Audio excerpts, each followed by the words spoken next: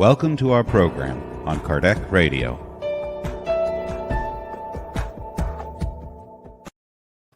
Welcome, dear friends, to Kardec Radio at 11 a.m., nourishing our souls. And here we are again on our Saturdays, Health and Spirituality at Kardec Radio. That's how Kardec Radio began 10 years ago. Yes, every Saturday. There we were. And here we are again.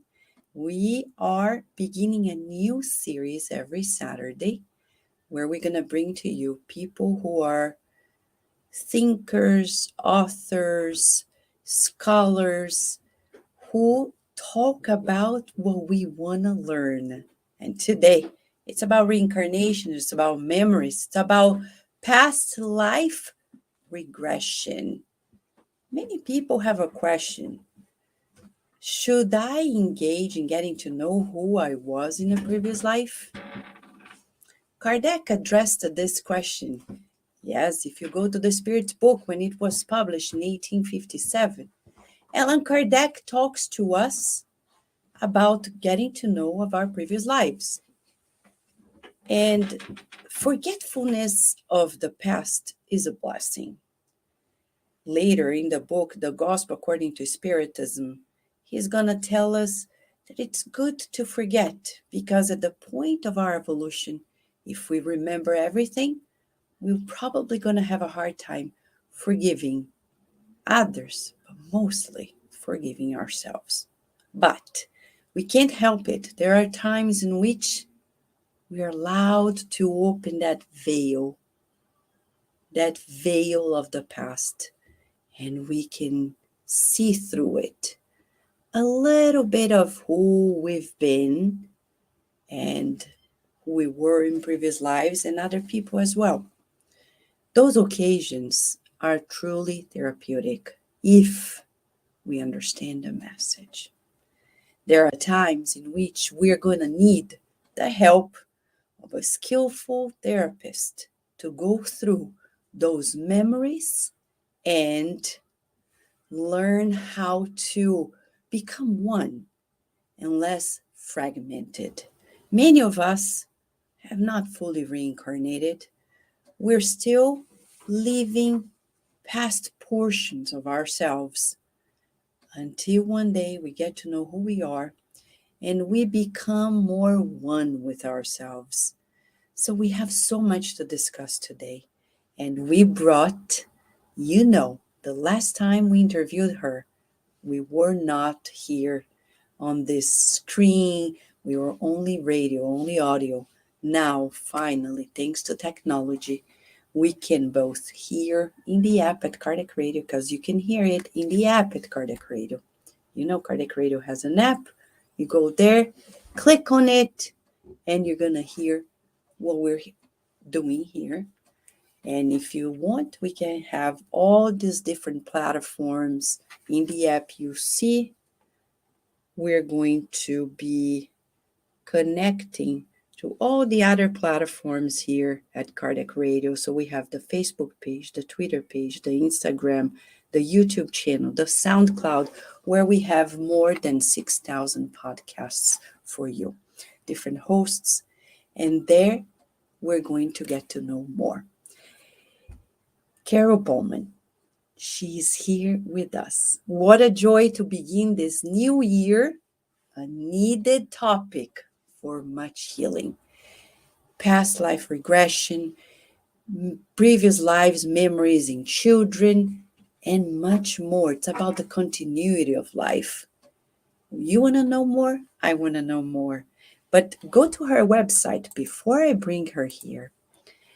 Go to carolbowman.com and you're going to see, yes, she is an internationally known author, lecturer, counselor, past life regression therapist, and she is a pioneer in the reincarnation study. She came along with Dr. Stevenson and many other people who were bringing this awareness to us. She wrote books that are now in many different languages. Children's Past Lives, Return from Heaven, And she has been practicing as a past life regression therapist for more than 30 years.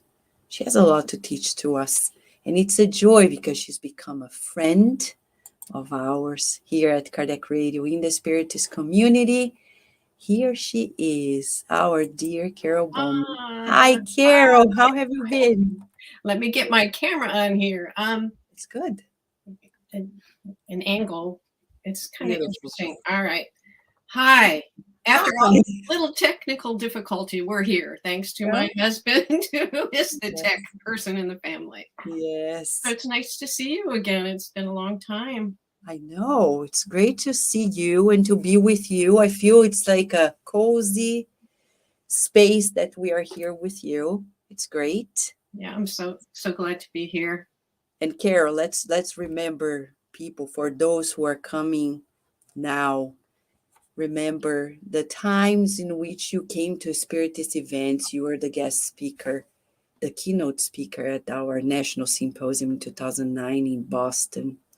What a memorable day for us. Can't forget, right? Yeah, it was great. And my husband and I still talk about the conference in Spain in 2010, because I've never gotten so many hugs in my life. I felt so loved by the community. It was a great experience. Yeah, Carlos is here. He's saying hi. Hi. Yes, and he's also laughing because it's so true. People loved you. It was the International Spiritist meeting in 2010 in Spain. And you were there also to launch one of your books that were translated into Spanish. Right. That's right. Right? I think so. Sounds familiar. Right? So many things. Yeah. But Carol, since we are in this pandemic, before we go to the very topics of your expertise, like how have you been experiencing this pandemic? Because everybody wants to know. Yeah, well, sharing the experiences. Fortunately, we were at the point where we don't have young kids in the house. Our kids are long grown, so it was easier for us. We had to make some radical changes in our lives. Steve couldn't do the work that he was doing before, and I couldn't see clients in person. And I've always done it in person. So it took me about 6 months to even try Zoom to see if it worked, because there's such an energetic connection when you do this work. But the Zoom, the electronic medium, works really well. I was shocked. Wow. So I was able to convert my sessions so I could get back to work rather than in person. And I'm still doing remote sessions, which has really broadened my reach across the globe. Yeah. I can work with anyone, anywhere. They don't have to come to my office in Pennsylvania. Mm-hmm. So it's been really amazing in that way. But it's very hard because we haven't been able to see our kids. My son is living in Prague now, and I don't know when we'll be able to visit him. Oh, so wow. I think as far as relatively speaking, we're doing really well, because we're at this stage in our lives where it's okay. We can isolate. It's not fun, but we can do it. So, it's much more difficult for people with young children and in other circumstances. So I think it's tough. It's pointing to so many other problems in the world and our planet. Yeah. So there's a lot to take in. It's a big shift. It is. Talking about shift and awareness of that needed shift.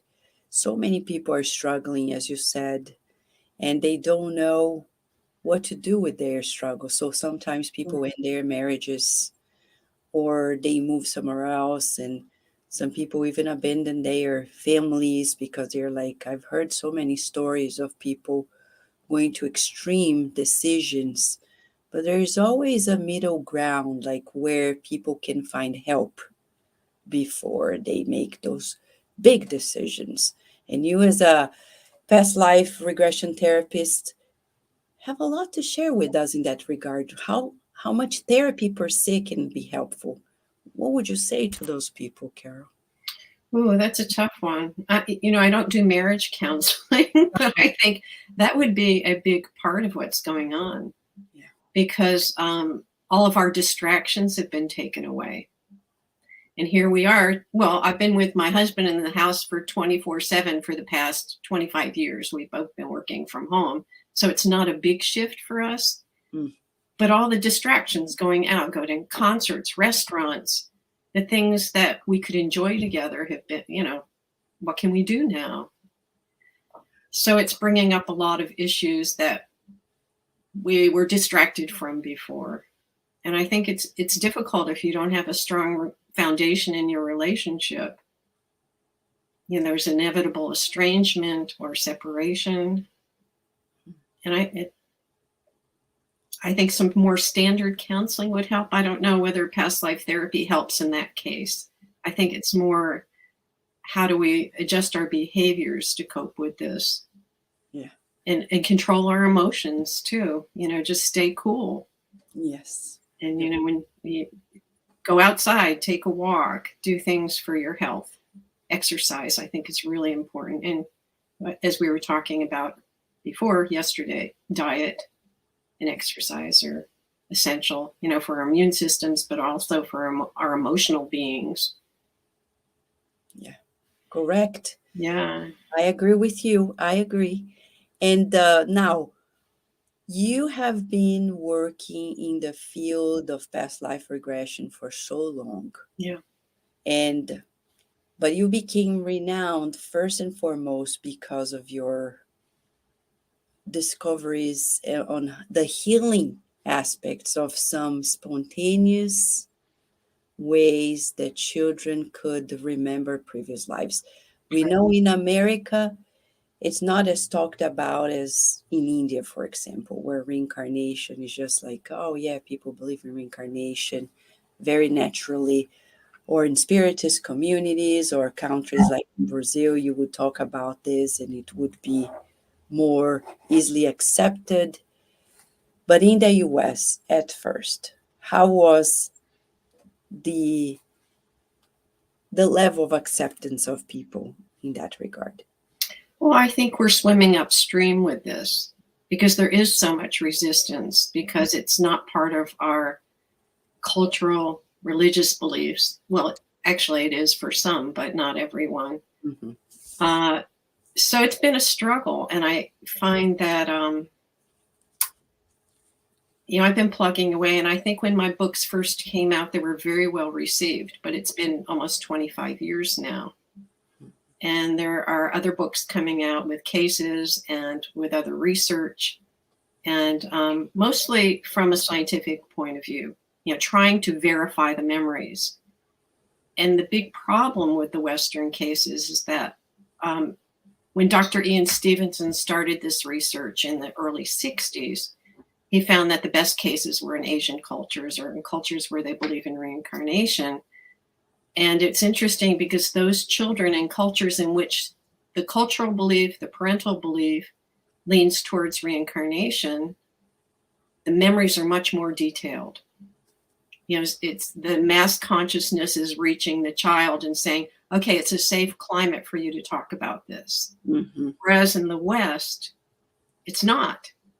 And I think a lot of kids pick up on that, because when I work with my adult clients, they often say, well, I had memories as a child, but I knew it wasn't safe to talk about them.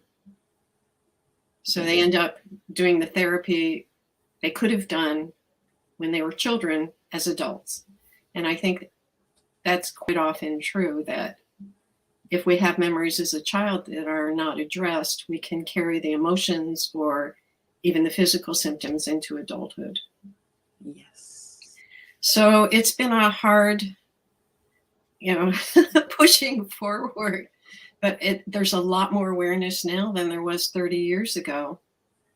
And with the other people doing the research, they're getting more cases, and cases are coming to light, and people are not as reluctant to talk about them.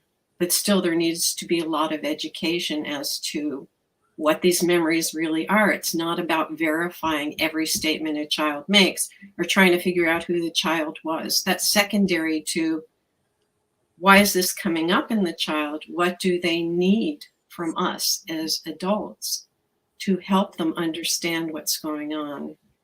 And that's really where my work diverges from the other people in the field at this point, except some colleagues who do the therapy work. And there are a few around the world, but not enough, in my opinion. So that's been the challenge, to reach as many people as possible. And I think there are a lot of people out there. Well, I see it every day when people comment on a YouTube video or I get emails that they have been afraid to talk about this in the West because of ostracism, fear of ostracism or condemnation from the family. I get a lot of comments on my YouTube lecture about being possessed by demons. Yeah. It gets very extreme as when you bring it out to the general public, you're going to get a lot of strange, I know, resistant, fearful comments. Yes, I know. I come from a 5-generation Spiritist family in Brazil, and we were raised in a very Catholic country because Brazil is very Catholic, and studying Catholic schools, we had to learn how to believe what we believe and be very careful about what we say. Until I moved to the US, and that's funny because when I moved here, after I started the Spiritist works in the US, some colleagues at the university, former teachers and colleagues, we didn't speak about this until we connected through social media, and they're like, oh, you're Spiritist. I'm a Spiritist too. And then people are more comfortable. But, what to do with those memories?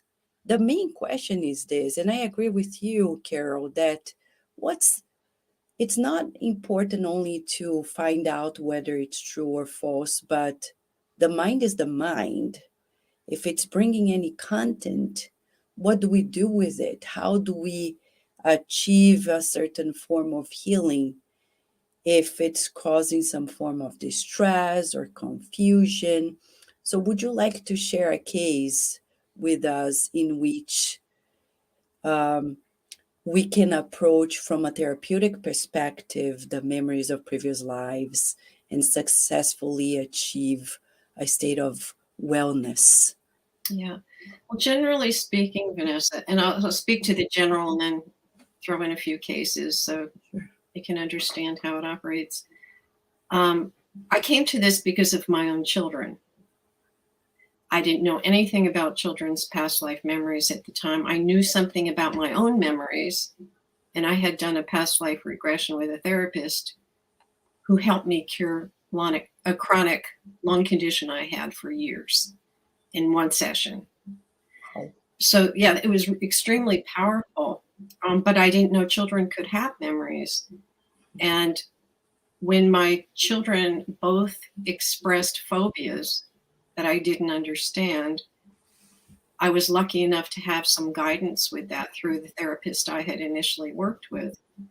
And it turned out that just by engaging, I'll talk about my son, for example, engaging him by asking him what he saw when he heard the loud sounds that frightened him. That was the phobia. He was extremely frightened of loud booming sounds.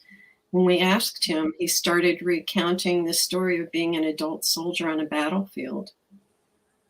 And I'm not going to go into it in too much detail. I've talked about it so often, and hopefully some people have read about this or heard about it. But he had this phobia, and he had a chronic eczema on his wrist. And when he recounted his story about being this adult on a battlefield, he said he was shot in that wrist. And it was interesting because his eczema had not responded to any medical treatment at all. And he was 5 at this point, so he had had the eczema since he was a baby. So after allowing him to talk about it and not judging, but offering support and understanding, openness, after that short recounting about 10 or 15 minutes, his fear went away, as did his eczema. So that absolutely fascinated me. I didn't know children could have memories. And a couple years after I started doing my own research, I started studying Dr. Ian Stevenson's work. I hadn't heard about him until that point. Mm-hmm. And he talked about the spontaneous memories. And what I was finding with the cases I was collecting were the same patterns that Stevenson found. Kids make statements, they can have behaviors relating to a previous life, they can even have physical conditions relating to past life trauma. Most of these memories that Stevenson was finding were of children who remembered how they died, and most of them were traumatic deaths. And Stevenson found that in about 35% of the cases, children had phobias relating to the way they died. Are you getting an echo or feedback from No. my side? Oh, okay, good. Are you? A little bit, but as long as it's coming through clearly to you. So Stevenson provided a foundation for me as a launching off point to investigate this healing aspect of the memories, which he would not talk about. When in my discussions with him, he refused to talk about it. He dismissed past life therapy. He dismissed adults having spontaneous memories, which was surprising to me. So yeah. And even my own experience with the healing, he dismissed that. Oh. So and that was my experience. And it was very clear I had the memory since childhood. So that made me more determined to look at the healing aspects of these memories. And what I found generally is what's most important is not to shut a child down. Okay. Don't dismiss it. Even if you're not sure if it's a real memory or not, encourage them to express what they need to express. Don't make a big deal about it, but just ask open-ended questions. You were a soldier? Yeah, I was a soldier. Well, what happened? And it's important for us to listen very selectively, discerningly, as these children talk about the memories, to figure out, are they troubled? Or is it a benign memory? If there's a benign memory, just let them talk about it and no worries. But if a child is having nightmares relating to this, or has a phobia, or gets depressed, or has some psychosomatic pain relating to the memory, which surfaces as quite often with the statements, when children start talking about it at like 2 or 3, sometimes when the memory surfaces, when they talk about it, the physical symptoms from a traumatic death, for example, come back. So it's important to discern if the child is troubled or not. And if they are, offer assurances that whatever they need to hear, now you're safe, you're now in a healthy body. And this sounds really odd at first glance because it doesn't make sense that can be healing for the child. But actually, I think you said in your lead-in, a lot of children don't know they have made a transition into another life. They're still on this continuum of consciousness. And and I often say this, is that if one foot is stuck in the past life and they really don't know the difference between present reality and the past. And a lot of times this shows up the way the children express their memories in the first person in the present tense. Mm-hmm. So that's the clue that they really haven't separated in their consciousness. They don't know they have made the transition. So let them talk about it. Let them express any emotions, even if it's troubling for you as a parent or an adult to listen to it. They might even have a catharsis where they just start crying their eyes out, hysterically or calmly, or just appear very sad, but they have to just let it out. Mm-hmm. Otherwise, there's not going to be too much resolution, but there can be some. And sometimes there is spontaneous resolution, which I'll talk about in a moment, spontaneous healing. But you have to let them know in very simple language that whatever happened was before. You're now safe in a new body. And that seems to work like a charm. Oh, wow. Yeah, which is amazing. Wow. We're talking to 2 and 3-year-olds who are still so close to that experience, without all the conditioning that happens as we get older. And it's interesting because the spontaneous memories tend to fade around the ages of 5 to 7. Uh-huh. As a child becomes more focused on the outer world. There are a lot of developmental things that are happening in the brain, which you would know about more than I would with children. And so we have this narrow window to address these memories, these spontaneous memories, when the children are young. While they're talking about it, it's still current with them. They're still with a foot in both worlds. Exactly. So, yeah, but I was amazed at how simple it can be with a lot of children to help them with the transition if they tell you what's going on. Mm. But even if they don't, sometimes you can talk to them as they're falling asleep. If you detect there's something going on and it's not from this life, you can talk to them in very simple terms and say, I'm using an example, which if we have time to talk about, of same family cases. And I know that the Spiritist community are well aware that we can reincarnate in the same family. Yes. It's news for most Westerners, though, but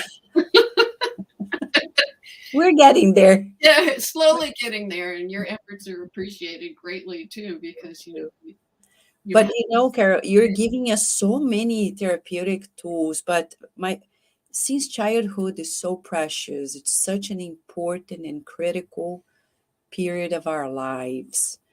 And especially the first years of life, as you said, and it's a reality. There's so much happening in the brain. In the first 3 years, we see an immense growth in our nervous system, to the point that by the third year, we are reaching like 80% of the size of an adult brain. So much is happening those very first years of life. And yet there are so many emotions. But what I see, and I would like to confirm with you, is that parents aren't usually prepared to listen. Right. Because they disregard. I remember when Virginia was a baby, and when she was like 1, I took her to the mall, and there was like a playground area there. And then she saw that Virginia was speaking words with me, this other lady with her daughter. She approached me. Does she speak? I said, yeah, she's speaking something. Mm-hmm. And then she's like, but how come? What do you do? I talk to her. And I listen to her. Do you talk to your child? No, I don't. Because they're not able to. Well, they won't be able to if you don't listen to them, if you don't talk to them. So I would like to talk to you, because do you see that the hardships are mostly on the parent side? Because children will express things if we're just willing to understand, to observe. And that's where probably we fall short. And that's why education is so important. That's why my method is to, in the way I write, the way I present this material, is very friendly, in that I'm speaking one parent to another and saying, look, this is a normal phenomenon. It's a natural phenomenon. Just listen. Mm-hmm. Don't dismiss it. But if they don't even know it's possible, they will dismiss it, especially if it's a benign memory. It sounds just like, oh, I had a farm when I was big, and we had horses, and I had 5 children. Well, in that statement, you could say that's a weird thing to say, but dismiss it as, well, it's just something that a child saw on television or heard, or imagination. But it's those experiences that throw people off balance when you hear your child talking about, when I died. And that's where the education comes in, because you have to know this is natural. It's more harmful not to talk about it with a child in some ways. And if you can show that you're not afraid of it, which is difficult at first because I think most parents go into shock when they hear that. And if you can collect yourself, breathe, and listen and try to discern what they're saying, it's a great opportunity for you as a parent and for the child. You can help the child heal the soul from the past life experience if they need help in making that transition fully into the present. So I think education of parents is the key. I don't see any other way to do it.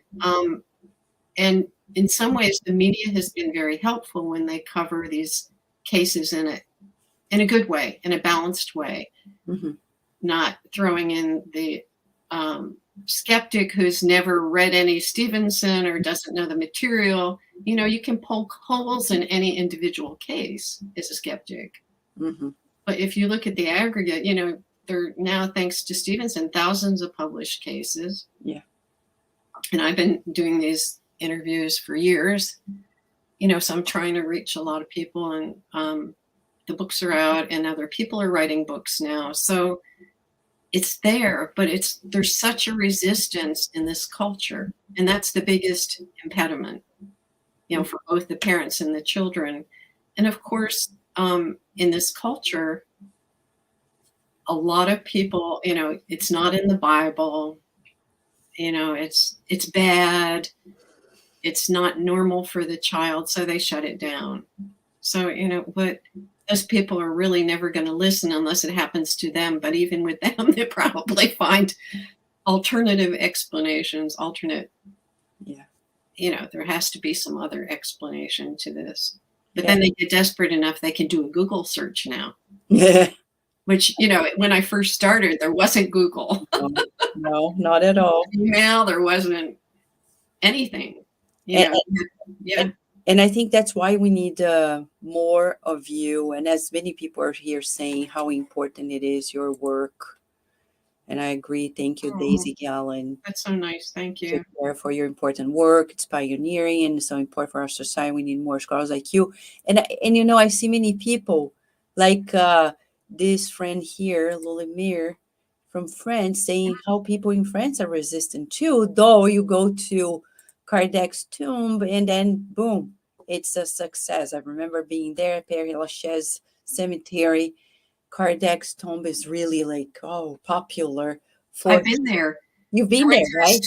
Yeah. Yes. In 2010, after I did the Boston Symposium, we went to Paris and we went to Kardec's tomb and people were laying hands. Yes. And, it was, whoa, what is this energy over here in Père Lachaise? Yeah. So it's interesting. We need more of you telling people how natural this is, because as far as I have been studying and reading, I see it so natural that people have I'm not talking only about children, mostly children, it's easier there, but even for adults, when they perceive a certain stimulus and they have that feeling of deja vu, or that feeling that they've been there, they have familiarity with certain things that they've never experienced in this life, and they say, I think I've been here before. I think I know you from some other time. We've just met. So it's so natural, but we dismiss so much. That probably is one of the reasons why we are still so messed up, because we're dismissing parts of us, right? Yeah, I agree. It's even in the past life therapy with adults, that's my main gig. That's how I earn a living, through working with adults. I've done the children's work, never charged for counseling, because I feel it's so important and it's easy for me to do, and parents really need it. And I don't know of anybody else who will do that. Mm-hmm. So it is important. I lost that train of thought, but I know what I wanted to say. With the adult clients, we find that when we look at the main patterns in our lives, emotional patterns, like, fear of abandonment, or, pick any number of the universal themes we all share, the very charged, the ones that trigger us the most, are not new, usually. So when we focus on that and go back into a relevant past life by sinking into those feelings, really expanding on those feelings, it's the missing piece in the big puzzle of who we are. Where does our personality originate? In previous, the seeds are planted before we come. There is nature, nurture, there's inherited family trauma, there's all of that, but there's also this stream from our previous lives through reincarnation. So when we hit a relevant past life, it's like, and this happened with me, all the pieces of the puzzle just pop into place. Of course, that's why I had those nightmares as a child. Of course, that's why I had that phobia. Of course, that's why I landed into the family that I did. It's like the pattern continued, and, we'll find somebody in their family line, a resonant energy. It's all energy. So we meet this conjunction of the familial and the past life. It's this big bundle of triggers. So it's all there. And it's amazing when you realize that we're so much more than what happened in childhood. We're so much more than we can comprehend. Yes. But we have to heal this. Yes. And it's not just about what happened when you were 3. And in fact, what I like about working with clients too, and we all attribute everything to our parents, like, now that you're a parent, you know what I'm talking about. I know. But it goes beyond that. And I think you can start forgiving your parents for just being the people they were, or playing out certain roles for us to learn. Yes. We bring in our own, and we have to take responsibility, or just, it's not even responsibility. It's just understanding that it's nothing they did. This is what I've come to heal, and maybe they triggered it again. So it's very profound. It's not just the one life paradigm doesn't explain anything, in my opinion. Like stopping the victimization feeling, right? Yes. We're not victims. We are here, and we attracted this situation for some reason that we need. So it's a very optimistic approach, and that's why I love it, because I do too. there's always something great. But Carol, unfortunately, you have to talk about cases in which those memories can surface and not easily bring healing, because there is a form of resistance. There is a form of, like, I don't want to change. So there are cases, for example, Dr. Stevenson, cases that he published. I will never forget this case about Rani Saxena in India. She was born a girl, but she recalls when she was a lawyer in a previous life, a man who was very disrespectful to women. And she says, I know I reincarnated to be a woman, to respect women, being a woman. And later she actually got married and had her own children, etc. So it seems in that case, that she found the healing process. Mm-hmm. And she surrendered to the proposal of this life. But what do you think about cases in which people, for whatever circumstance, they don't accept the new proposal or the healing elements of this life? I think then you can get stuck in patterns. I don't, unless you have an epiphany or religious experience or do some really good therapy, but there is spontaneous healing too. Even somebody's in jail, incarcerated for murdering someone, they can reach a level of repentance, or realize that their path was off, that was not the best thing to do with their life. And they can change, but it involves a lot of forgiveness of others and themselves too. That can happen. You hear about that happening. It can be a spontaneous healing. But there is this process now which people can participate in that helps them, maybe saves them a few lifetimes of learning, in a sense. Mm-hmm. We can get a handle on it and understand we're so much more. And these patterns can lose their charge, especially during past life therapy. The whole point is to let go, to understand, get context, and release. Realize, oh, okay, so that happened before. That was just an experience. But being your soul's consciousness, observing that is very powerful. And what happens in a typical session, we're kind of veering off into adult memories, but that's fine. You go through the past life death. You lead up to it, or at some point you go through the death. You can look back at the life you lived, and through this objectivity, it's almost like being in I describe it as a virtual near-death experience. When you're really in an altered state within an altered state, and you're, for moments, minutes, you're in that state of consciousness where you realize, I'm so sorry. People are already calling you.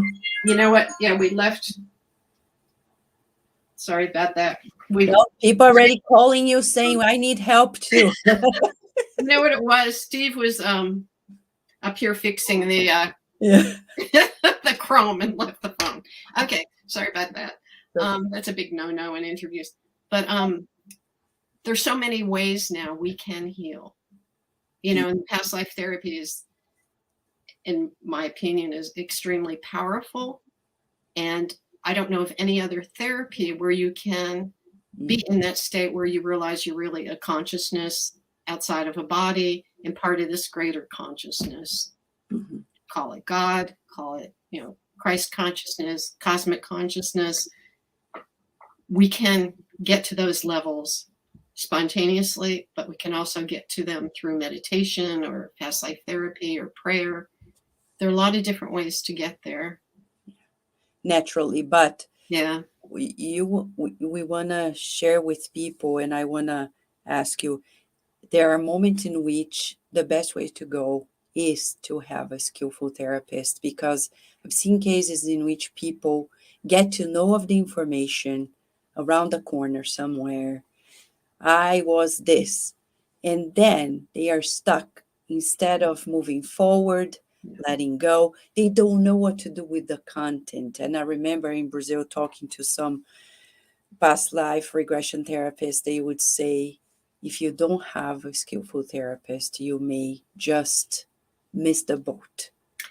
I think that's true. And with the readings too, when people get a past life reading, that's not really, it might give you some insight, but it's not going to move any energy. It's not really going to move this pattern. Mm-hmm. When people call me and say, well, I had a past life reading with this psychic who told me, I said, yeah, we'll leave it at the door when we do a session. Yes. It's not really that helpful. So, it's really about moving that energy. And, 99% of the work I do with adults is past life trauma, where they die traumatically, in war, in, a million different ways. But everybody's stories are different. Everybody has a different history, although we do share these universal patterns. I think I always say being on planet Earth we're driven by thoughts and feelings. Mm-hmm. They kind of drive the program, mm-hmm. and we need to heal them. Yes, that's why we're here, right? Yeah. Yeah, I think so. I mean, ultimately, what are we doing here? I'm not sure anymore. I don't think my brain can comprehend exactly why we're here. Mm-hmm. But I know we need to heal, and I know we need to let go of certain things and, try to be better people. I think all the world's religions, just love, be kind, do unto others. It's true. Oh, yeah, open your heart. And then you're saying, I see many people who live a very fragmented life. It's as if they have two different lives, one in front of the cameras of the world and another with themselves. And that's the best case scenario, because I see people who have more than two lives in which they are so fragmented. Yeah. And you talk to them and they're like, I don't know. I want to be this person, but there's something else pushing me to those. It's like almost irresistible, like a conditioning, which you can't understand until you consider that there has been another life where you experience many other things, and the conditionings of the past, traumas, as you said, they will come back to you so you can make a decision. So that's why the therapist, in your case, you come to facilitate this deep awareness, but the person has to work on it. That's why these readings not necessarily come very effectively, because it didn't run through the person, right? Exactly. It has to emanate from you in some way, and the desire to heal. I think that's true in any therapy. Obviously, people do therapy because they get to the point when their lives are not working and they feel fragmented, or they feel depressed or anxious. So there are many different ways to get there.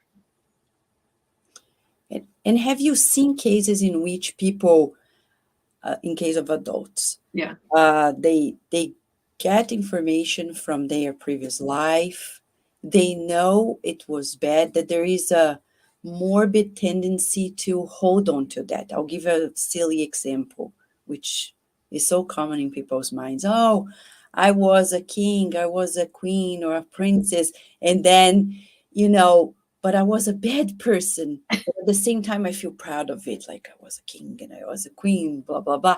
And they are morbidly attached to it. Like they don't want to let go. They still want to continue the patterns, knowing that it doesn't give them anything good or make them good. Have you seen patterns like this? Well, morbid attachment somewhat. Morbid attachments. I'm trying to think of an example I can give you. Well, I see morbid attachments to being victims more than anything. But it's interesting because past life therapy is very popular in the Netherlands. And I know in Brazil, there are a lot of well-trained therapists there too. It seems to be those two stand out in my mind, the Netherlands and Brazil. Wow. And I talked to some of my colleagues in the Netherlands, and we all agree that it's easy to tap into lies of victimization. That's our fallback. It's not my fault. I'm victimized, but, in a lot of cases, people are victimized. I'm not diminishing that. But in the past life frame, it's important to see those lives when we've also been perpetrators, because there's always that balance going on. If we've had multiple past lives, we've done everything. It's energy. So it's balancing energy, and it's not, karma is totally, in my opinion, totally misunderstood in the West. It's not an eye for an eye and a tooth for a tooth. Hammurabi's code, where, you do, if you killed someone in your past life, you're going to be killed in this life. That is way too simplistic and wrong. Exactly. We have multiple chances, and that's the beauty of it too.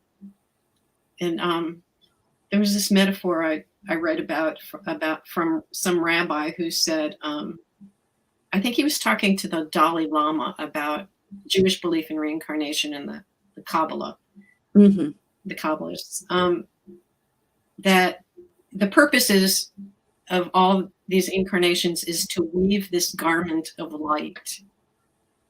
And in some lives, we weave more threads in some lives, they unravel.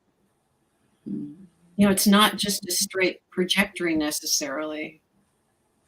We have experiences that we need to understand what it is to be human.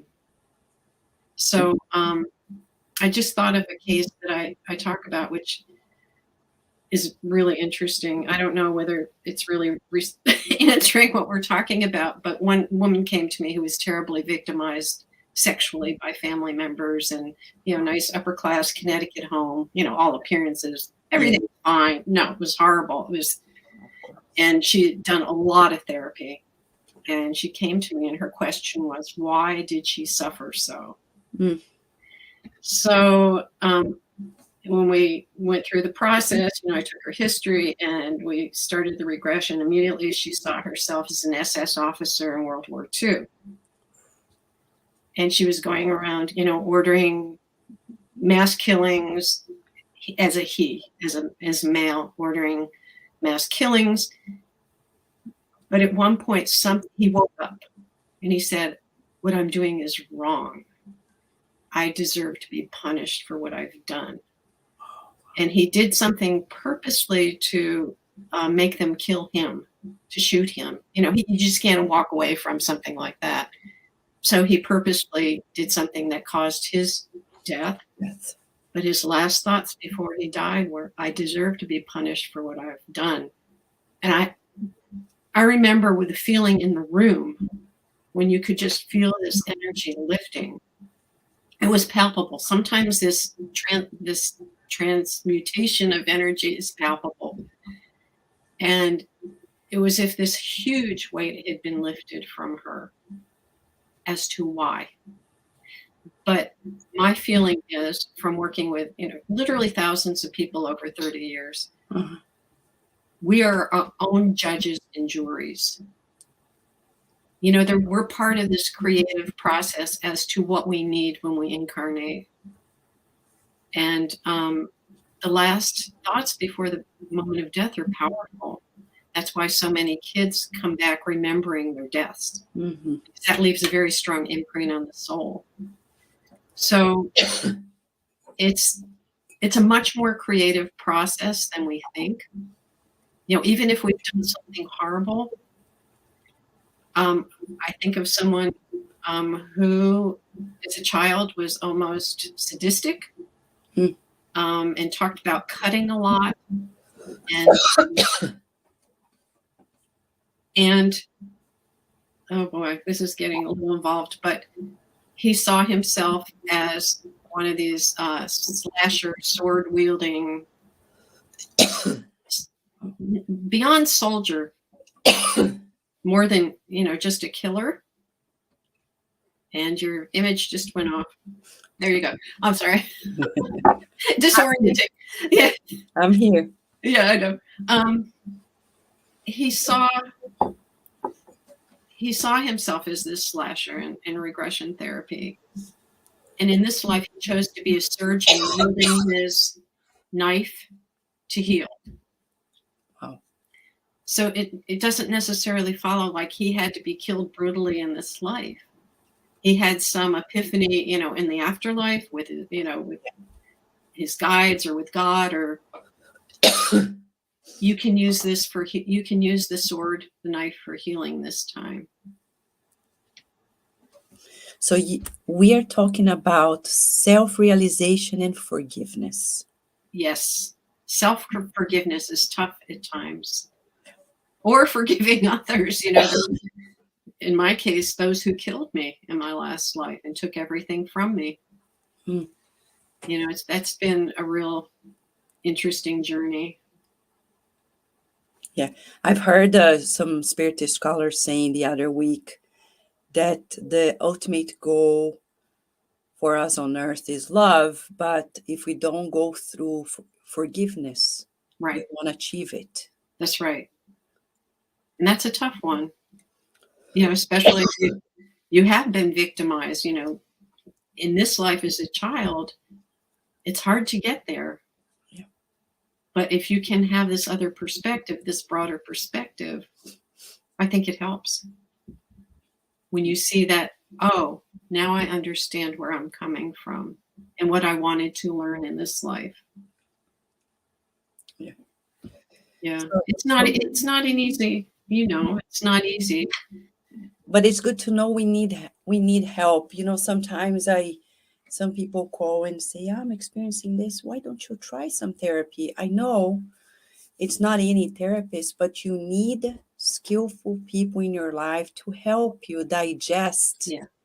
those emotions and accept the new setting of this reincarnation. I find, and that's one of the questions that we have for you, is that isn't it true that if we don't accept, and acceptance in the sense of really appreciating the new proposal of this reincarnation, we won't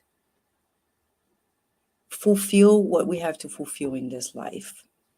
Yeah, and I think if circumstances are very extreme, you may not in one life. Yes. When I heard someone like Elie Wiesel, the author, was he a Nobel Prize winner? I don't remember. Talking about his experiences in the Holocaust, for example. How do you get to a level of forgiveness when you watch your whole family killed? It's some people can do it, not everyone can do it in one life. I feel it's possible, but not everybody can. Yeah. And that's why we have multiple experiences. Excuse me. Yeah. But yeah, I mean, I'd rather err on the side of optimism and say, yes, we can make great strides in any life. Yes. Some people, Carol, they say that, oh, it's hard. But by forgiving, you are not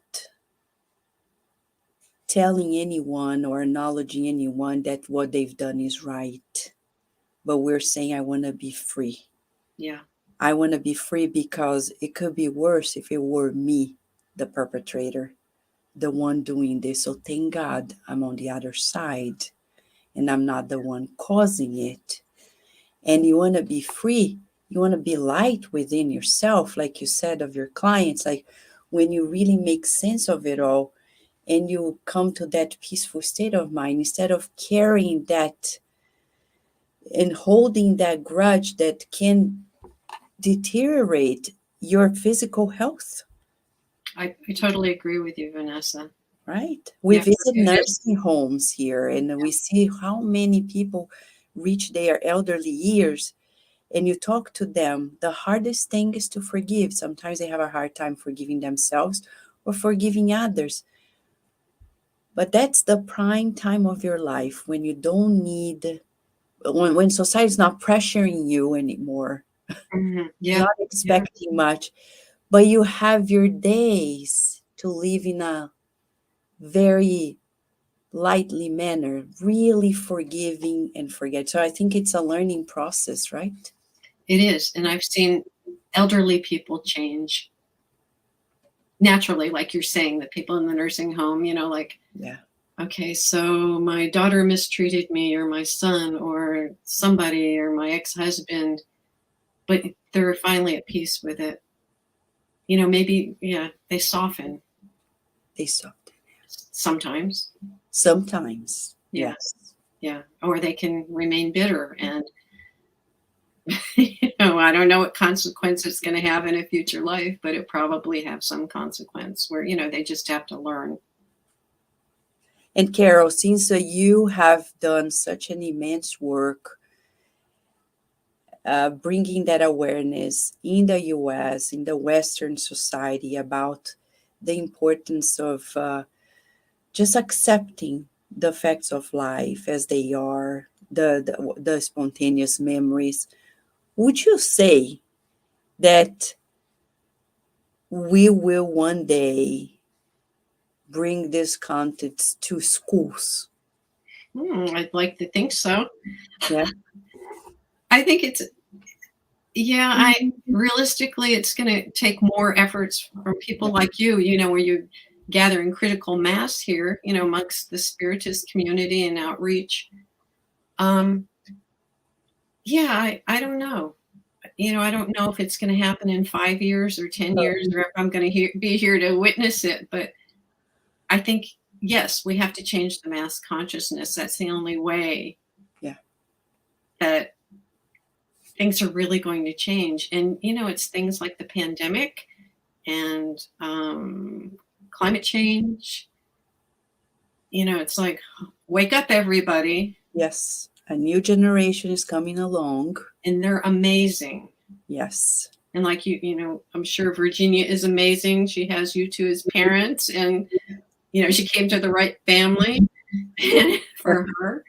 But I see it with the young people I work with, in their 20s, their early 30s, and they're amazing. And I'm not in touch with a lot of little kids anymore, like you are. My time has passed into another realm, but they are amazing. You look at some of these children now, and they know. They know. So we have to support them in their knowing. Yes. We have to nurture them, tend to them and listen to them. And on the other hand, for those adults who are here with us, there's always the inner child as well, right? Yes, absolutely. To be nurtured to and listen to. And so I know we don't want to finish. We want more of you, Carol. Well, I should come back and do a program on children's past lives. I thought that we were going to do that today, but it's okay. We never expected this, but this is a good direction to go in. Yes, I agree. It would be phenomenal. People would learn so much. It would be so therapeutic as well. And would like to hear from you, like one last comment that you can share with us that can really bring comfort and hope to people who are out there listening to us, because that's our focus at Kardec Radio. It's not only information and instruction, but really bringing a level of comfort and consolation and new hope to people's hearts so we can progress. What would you like to share?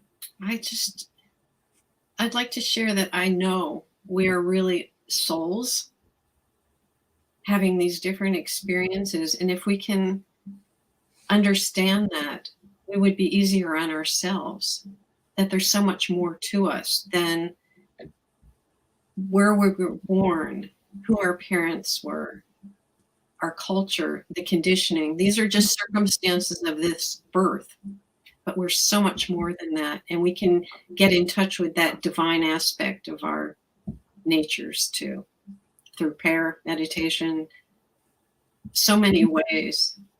And it's comforting for me to know, okay, when I die, it's just another phase. Death is not the end. No, it's not the end. It's not the end at all. And there is a benevolent intelligence, God, call it what you will, that's running the show. And we're just part of this creation. Yeah. And we are figuring out as we live, time and again. Right? Yeah. Well, and I want to thank you for always being so supportive, Vanessa. You're so welcome. And, all the good work you're doing. And I know you do a lot of different things. And I appreciate what you do. No, thank you. We all appreciate. We have here so many people sharing how they appreciate you being here with us. Nice. And you sharing this healing, giving these healing tools to people at a time that is so critical on Earth and maybe defining the next decades to come in our lives.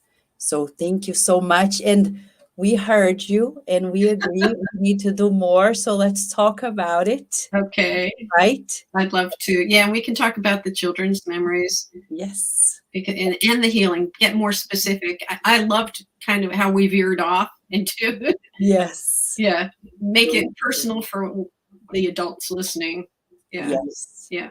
It's so important. And it feels good, Carol. It feels good to have you here. We feel nice like we're all treated. Thank you. More than ever. Thank you so much. And we want to say to those who are here, if they want to talk to you, just go to carolbowman.com. there's a contact tab. You can contact her very easily. And stay tuned, because Kardec Radio will bring you more. Thank God. And thanks to Carol as well. Oh, you're Carol, welcome. thanks to Steve as well for helping us. Oh, yes. He saved the day for me. Yes. Thank you so much. You're welcome. And we want to wish you a beautiful beginning of this year, hopefully with lots more here and in your channel, right? Yes. Carol Bowman. And I want to thank the Spiritist community too. You're welcome. It's so nice to be understood. Yeah. It feels good, right? It feels really good because, as I said, I've been getting all this pushback. And it's like, oh, Vanessa, this is a blessing that you call it. They know it all. Yeah. They know it all. Yeah. But it's good to have you here. We also feel like this resonates with us. And as people are saying here, our friend Tony Torres, beautiful lesson. Thank you. Lumiere from Paris, and Andrea Conte. We have so many friends here with us from different parts of the world who have been sharing their appreciation and their stories as well. So if anybody has any other question, also feel free to write to us at kardecradio@gmail.com, where we are always listening to you and doing our best to bring you more. Thank you, Carol. Thank you, Vanessa. A kiss and a hug. Yeah, virtual hug. Yes. Until next time, Carol. Thank you. Thank you, friends.